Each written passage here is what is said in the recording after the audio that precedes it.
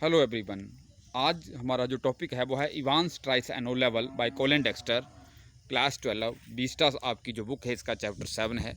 आज हम इस लेसन की समरी डिस्कस करेंगे। So let's discuss it summary. इसके जो राइटर हैं कोलिन डेक्स्टर, इनको इस स्टोरी के लिए जो है मैकेविटी अवार्ड मिला है 1996 के अंदर। ये एक जो है डिटेक्टिव राइटर हैं, नॉवलिस्ट हैं। सबसे पहले समरी डिस्कस करने से पहले हम इसके जो हैं कीवर्ड लेंगे। फर्स्ट कीवर्ड है क्लेप्टोमेनिक। क्लेप्टोमेनिक मीन्स की चोरी करने की आदत, एमेट्रेशली, अनप्रोफेशनली, कोई काम अनप्रोफेशनली तरीके से करना, या हम एक उसको एज ए जॉब का पार्ट ना मानते हुए उसको एक फ़न के तरीके से करें, दैट इज़ कॉल्ड एमेट्रेशली या एमेचरेशली। इसकी दोनों प्रोनाउंसिएशन है, एमेट्रेशली भी पढ़ लेते हैं इसको, एमेचरेशली भी पढ़ते हैं। ब्लिदरिंग मीन्स आशाहीन, होपलेस। गीगल, दबी हंसी, जब कोई आदमी दबे तरीके से हंसता है चुपके से। तो गुलिबल होता है ऐसा आदमी जिसको आसानी से मूर्ख बनाया जा सके।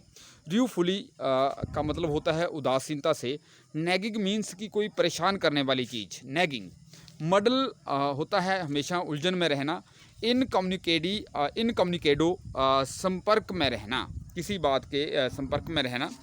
तो ये जो स्टोरी है, ये एक जो प्रिजनर है इवांस, उसके बारे में है। ये प्रिजनर जो है इसको HM ऑक्सफोर्ड प्रिजन के अंदर रखा गया है। आप उसकी पिक देख सकते हैं। आजकल जो HM ऑक्सफोर्ड प्रिजन का जो मॉडिफाइड रूप इस तरह से आप देख सकते हैं। इसके अंदर एक जो इस प्रिजन के एक गवर्नर होते हैं, वो लेसन के शुरू के अंदर ही जब स्टोरी चालू होती है तो वो सेक्रेटरी ऑफ बोर्ड एग्जामिनेशंस को फ़ोन करते हैं कि उनके पास एक जो प्रिजनर है जिसका नाम इवांस है, वो O लेवल का एग्ज़ामिनेशन जर्मन लैंग्वेजेस के अंदर वो क्लियर करना चाहता है। तो इसके लिए जो है वो उन्होंने बताया कि एक जो जर्मन टीचर है वो उसको टीच कर रहा है, और वो चाहते हैं कि जो एग्ज़ामिनेशन है वो प्रिजनर सेल के अंदर ही रेंज में किया जाए। तो यहाँ पे जो जनरल हैं, गवर्नर हैं, ये बताते हैं सेक्रेटरी को कि जो इवांस है ये एक जोली टाइप ऑफ पर्सन है। He was the one of the stars eight Christmas concert. Christmas की संध्या के ऊपर वो एक तरह का वो स्टार है। बट ही इज़ कंजीनेटल क्लेप्टोमैनिक, परंतु वो जन्मजात से चोर है। यहाँ पे जनरल जो गवर्नर है वो इस बात को नहीं बताते हैं कि जो इवांस है, इवांस को इवांस द ब्रेक भी कहते हैं, और वो जो है कई बार जो है जेल तोड़ने में वो कामयाब हो चुका है। इस तरह की बातें उन्होंने यहाँ पे बतानी उचित नहीं समझी। तो इस तरह से जो सेक्रेटरी हैं वो मान जाते हैं एग्ज़ाम के लिए। इसके कहते हैं ठीक है कि मैं सेंट मैरी मैग से एक जो पार्सन है S मैकलरी, उनको मैं भेज दूंगा एग्ज़ाम कंडक्ट करने के लिए। तो इसके लिए जो जनरल है जो वहाँ का दो सिक्योरिटी अफसर जैक्सन और स्टीफन्स हैं, वो भी अपॉइंट किए गए एग्ज़ाम कंडक्ट कराने के लिए। तो ये आप पिक देख सकते हैं, जो है S मैकलेरी की जो पार्सन है, जो इन्विजिलेट करने आते हैं बोर्ड की तरफ से। तो इनको जो है इन्विजिलेटर अपॉइंट किया गया। फिर एग्ज़ाम जो था ये 9:15 पर स्टार्ट होना था, लेकिन जो एग्ज़ाम है ये 9:25 पर स्टार्ट हुआ। 2 घंटे का एग्ज़ामिनेशन था। अब ऐसा क्यों हुआ? पहला तो कुछ वहाँ पे समय लगा। जो मैकलरी जो आए थे एग्ज़ाम इन्विजिलेट करने के लिए, उनकी तलाशी लेने में, क्योंकि जो गवर्नर थे वो नहीं चाहते थे कि उनको पता था जो इवांस है वो एक क्रिमिनल है। कहीं ऐसा ना हो कि कोई ऐसा जो अनजाने में मैकलरी अपने साथ कोई ऐसा हथियार ले जाए जिससे कि वो उसको इवांस चोट पहुंचा दे। तो इसलिए उसकी मैकलरी के सामान की तलाशी ली गई। उसके पास एक सूटकेस था। एंड देन उसके बाद एग्ज़ाम चालू हो जाता है।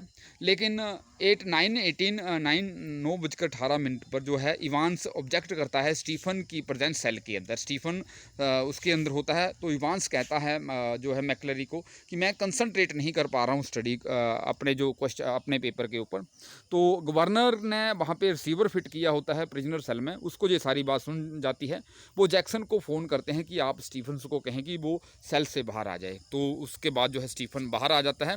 फिर वहाँ पे एक जो सेल के बाहर एक पीप होल होता है, दरवाजे के अंदर एक छोटा सा छेद होता है, उसके द्वारा वो देखता रहता है हर 1 मिनट के बाद इवांस को। लेकिन जब उसको फ्रिस्क किया गया, मैक्लरी को उसकी तलाशी ली गई, तो उसके सूटकेस में क्या-क्या चीज़ें थी। वहाँ पे एक सील्ड क्वेश्चन पेपर इन्वॉल्व था, एक जेलो इन्विजिलेशन फॉर्म था, authentication card from examination board था और एक पेपर नाइफ था, बाइबल थी, एक current copy of the church times थी और एक सेमी इन्फ्लेटेड रबर रिंग थी। एक आधी फूली हुई 12 इंच की एक रबर रिंग थी। तो जहाँ पे जैक्सन ने उसको पूछा मैक्लरी को कि आप ये रबर रिंग किस लिए लाए हैं, उनको समझ नहीं आया, उसको वो रबर रिंग देखकर कुछ शक सा पड़ा। तो वो कहते हैं कि मुझे हेमेराइट्स है, मुझे बाबा सिर है, मुझे खूनी बाबा सिर है, तो इसलिए लंबे समय के लिए बैठने के लिए मुझे इसका प्रयोग करना पड़ता है, तो इसलिए वो उस रबर रिंग को लाए हैं। उन्होंने ऐसी एक्सप्लेनेशन वहाँ पे वो देते हैं। और जो जैक्सन है सीनियर पुलिस ऑफिसर वहाँ पे वो जो है पेपर नाइफ जो लाए होते हैं मैक्लरी, वो रख लेते हैं अपने पास। इसके बाद जो एग्ज़ामिनेशन शुरू होने से पहले जो गवर्नर थे उन्होंने जैक्सन को निर्देश दिए थे कि जेल के अंदर कोई भी ऐसा सामान नहीं छोड़ना है जिससे कि इवांस अपने भागने के प्रयास में सफल हो जाए, क्योंकि इवांस जो था आगे ही 3 बार जेल से भाग चुका था, तो इसलिए उसको इवांस द ब्रेक भी कहा जाता था। इवांस की नेल फाइल और जो नेल सीज़र है वो उसने जैक्सन ने उनसे ले लिए इवांस से। और इवांस ने उस दिन जो है एक बोबल हैट पहना हुआ था, तो जो जैक्सन है वो इवांस जैक्सन को रिक्वेस्ट करता है कि ये मेरे लिए एक काइंड ऑफ लकी चार्म है, मेरे लिए एक ये सौभाग्य लाने वाला है, तो आप इस बोबल हेड को मेरे पास रहने दो। तो कहीं ना कहीं उसके जो दिल में भी सिंपथी थी इवान के प्रति, जैक्सन के प्रति थोड़ी सी, तो इसलिए वो उसके पास वो रहने देता है। लेकिन वो स्टीफन जो एक दूसरा पुलिस अधिकारी होता है जो अभी अभी रिक्रूट हुआ होता है, उसको निर्देश देता है कि इवांस शेव कर रहा होता है, तो शेविंग के बाद जो है इससे वो रेजर ले लिया जाए। फिर एग्ज़ाम से एक दिन पहले जो है इसके जो जर्मन टीचर हैं ऑन 7 जून वो उसको गुड लक बोलते हैं 8:30 8:30 के ऊपर। लेकिन उनको शक है कि शायद इवांस परीक्षा नहीं क्लियर कर पाएगा। अगले दिन जो एग्ज़ाम होता है उसके पास सिर्फ आधा घंटा ही होता है इवांस के पास अपने को चुस्त दुरुस्त करने के लिए। और फिर एग्ज़ाम जो है एग्ज़ाम शुरू हो जाता है वहाँ पे।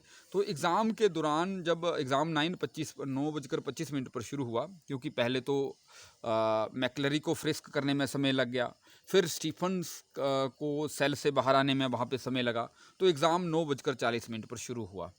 तो नहीं 9 जो है 25 पर एग्ज़ाम शुरू हुआ, लेकिन एग्ज़ाम के दौरान जो है 9:40 के ऊपर वहाँ पे फ़ोन आता है एक बोर्ड की तरफ से, एग्जामिनेशन बोर्ड की तरफ से असिस्टेंट सेक्रेटरी का फ़ोन आता है। वो जो है गवर्नर को बताते हैं कि एक जो कोई फूल है वो करेक्शन स्लिप रखना भूल गया है, तो जो गवर्नर है वो सीधी बात जो है मिस्टर जैक्सन से करवा देते हैं डी विंग से। तो अब जो गवर्नर है उसको शक पड़ा कि कहीं ये जो कॉल है ये कहीं फेक ना हो, तो उसने फ़ोन दोबारा किया, तो लेकिन but he heard only the staccato bleeps of line engaged, उसको जो है लाइन्स व्यस्त होने की आवाज़ सुनी। तो उसके बाद उसको वो सुनता है, जो उसने रिसीवर फिट किया होता है उसके थ्रू उसको आवाज़ आती है।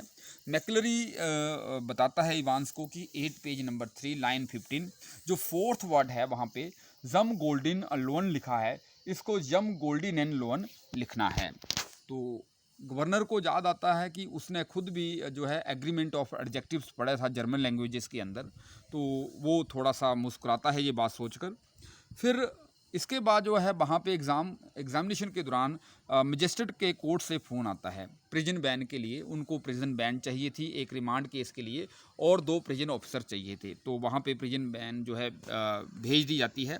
फिर 10:50 के ऊपर जो है गवर्नर फिर जो रिसीवर के थ्रू वहाँ के क्योंकि वहाँ पे रिसीवर फिट किया हुआ था इवान के सेल के अंदर, एक ऐसा वहाँ पे जो है इंस्ट्रूमेंट लगाया था कि जनरल जो गवर्नर है वो सारा कुछ सुन सकता था। तो 10:50 के ऊपर जो है वहाँ पे उसको आवाज़ आती है इवांस की। तो इवांस मैक्लरी को कहता है कि सर मुझे जो है ब्लैंकलेट जो दो, तो 10:51 पर जो है स्टीफन जब पीप होल के थ्रू देखता है, तो उसको देखता है कि इवांस ने अपने कंधों के ऊपर जो है ब्लैंकेट लिया हुआ है, उसको कुछ थोड़ा सा शक पड़ता है। लेकिन वो सोचता है कि शायद जो जेल के उस तरफ जो है, अब वहाँ पे जो है सन नहीं है, सन की लाइट नहीं पड़ती है, तो शायद वहाँ पे थोड़ी ठंड होगी, लिटिल पार्की होगा, तो इसलिए शायद उसने कंबल लिया है। फिर 11:20 पर जो है गवर्नर को फिर आवाज़ सुनाई देती है। मैक्लरी जो है वहाँ पे इन्विजिलेटर जो होता है वो इवांस को बताता है कि अभी 5 मिनट शेष रह गए हैं। लेकिन 11:22 को जो है जैक्सन आता है मैसेज लेकर स्टीफन्स के पास कि गवर्नर का फ़ोन आया है, वो आपसे बात करना चाहता है। फिर उसको जल्दी-जल्दी वहाँ पे जो है स्टीफन्स को मैसेज जो है जो उसको आदेश होते हैं कि स्टीफन जो है वो मैक्लरी को मेन प्रिजन गेट तक छोड़ने जाएगा। तो 11:25 के ऊपर जो है एग्ज़ाम ख़त्म हो जाता है। ये तो वहाँ पे जो है बोल्ट लॉक दोबारा लगा दिया जाता है, सारे जो उससे पेपर ले लिया जाता है, आंसर शीट वगैरह। तो गवर्नर जो है सारी बात सुन रहा होता है अपने रिसीवर के माध्यम से। फिर जो है स्टीफन उनको छोड़ने जाता है।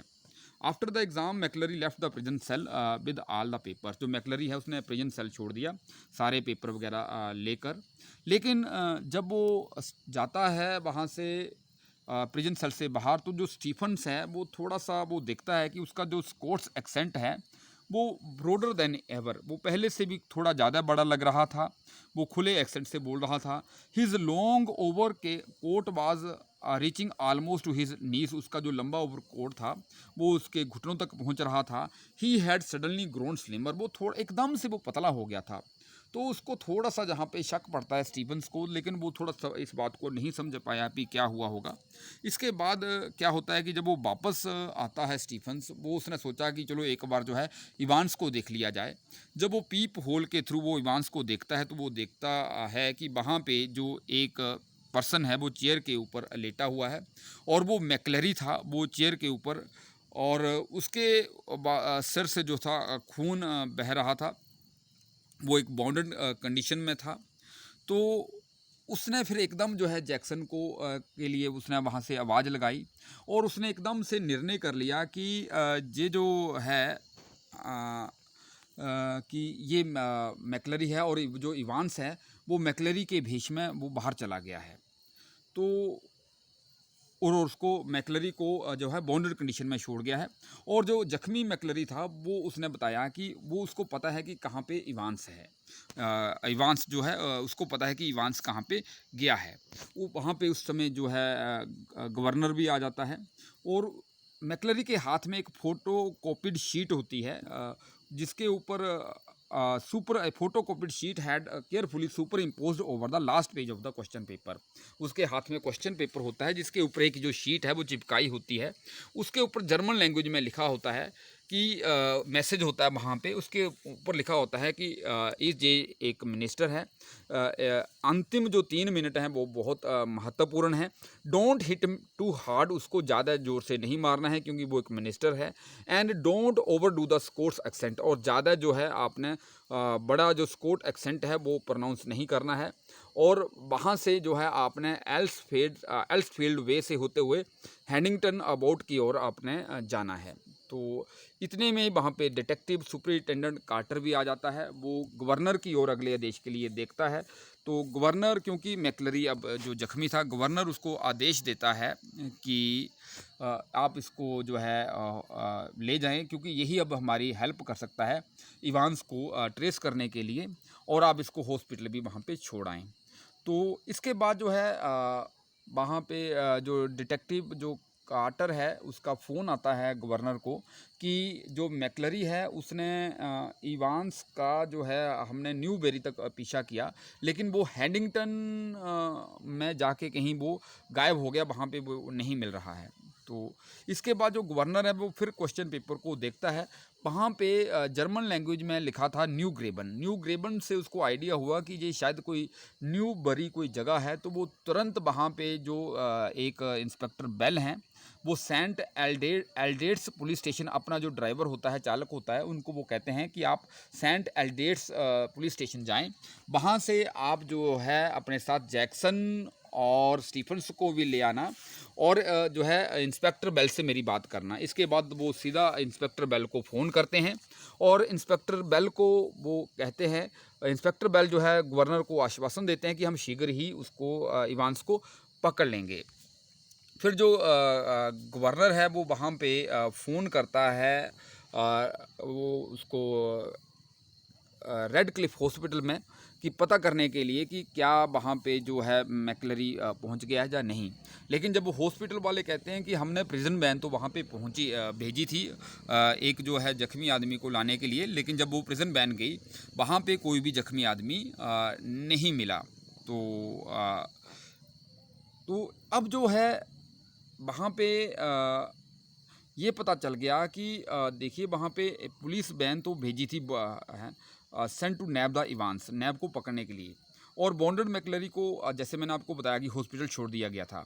लेकिन अब ये पता चल गया था कि गवर्नर को कि जो मैकलरी जो इवांस है उसने पूरे प्रिजन स्टाफ को विफूल कर दिया है, क्योंकि जो बॉन्डेड पार्सन था वो खुद ही इवांस था।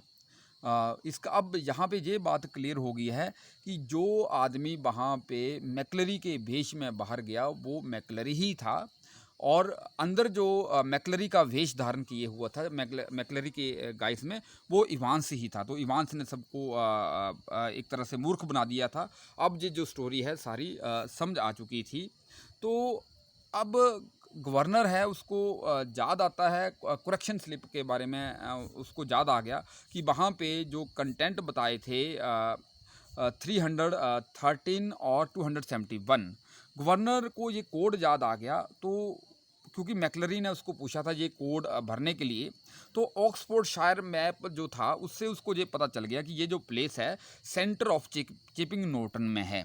तो उसको याद आ गया कि ये जो इवांस है ये होटल गोल्डन लाइन ही गया होगा। तो इवांस अभी होटल में पहुंचा ही था। इवांस इस बात के लिए बहुत खुश हो रहा था कि हर उसके पास जो है कि वो कहता कि अगर इस बात को सोच रहा था कि जो मैकलरी वहाँ पे इन्विजिलेटर बन के आया था तो उसके पास हर चीज़ें दो दो थी। दो उसके पास डॉग कॉलर थे और दो ही उसके पास ब्लैक फ्रंट थे, तो जिससे उसको इवांस को मैकलरी का वेश धारण करने के लिए कोई दिक्कत नहीं आई। इसीलिए वो बाद में उसको पतला सा प्रतीत होता है जब वो बाहर जाता है स्टीफन्स, क्योंकि हर चीज़ें उसके पास दो दो थी, दो ही ओवरकोट थे। इस बात का अभी अभी जैसे ही वो इवांस दरवाज़ा खोलता है तो वहाँ पे जो है वो गवर्नर को पाता है। तो गवर्नर ने उसको वहाँ पे पकड़ लिया, room of the hotel golden line at chipping Norton. Governor कहता है कि अब आपसे आपका जहाँ से भागने का कोई भी फ़ायदा नहीं है। लेकिन गवर्नर उसको क्वेश्चन पूछता है कि आप ये बताएं कि आप कम से कम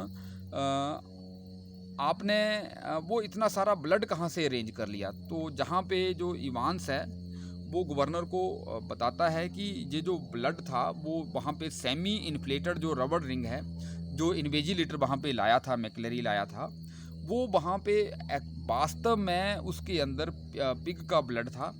और ये और क्योंकि वो जम जाता है तो इसके अंदर ट्राई सोडियम सिट्रेट भी मिक्स किया गया था ताकि वो जो है क्लोट ना हो, ना जमे। तो वहाँ से वो जो है ब्लड उसने जो यूज़ किया यहाँ पे। फिर इसके बाद वहाँ पे एक बात और भी है कि अब जो मैकलरी है जहाँ पे ये बात क्लियर हो जाती है, जो इन्विजिलेटर करने आया था वो भी इवान का फ्रेंड था। तो जहाँ पे इवान बताता है कि जो जर्मन टीचर है गवर्नर को वो भी उसका फ्रेंड था, वो सारे उसके प्लान के एक पार्ट थे। और जो रियल मैकलरी था उसको उसके कमरे में इवांस के आदमियों ने 8:15 पर ही उसको बांध दिया था चेयर के साथ और उसके मुंह में कपड़ा ठूंस दिया था। तो ये सारी बातें वहाँ पे अब क्लियर हो जाती हैं। अब जो है गवर्नर वहाँ पे बड़ा खुश होता है कि अब इवांस को पकड़ा जा चुका था।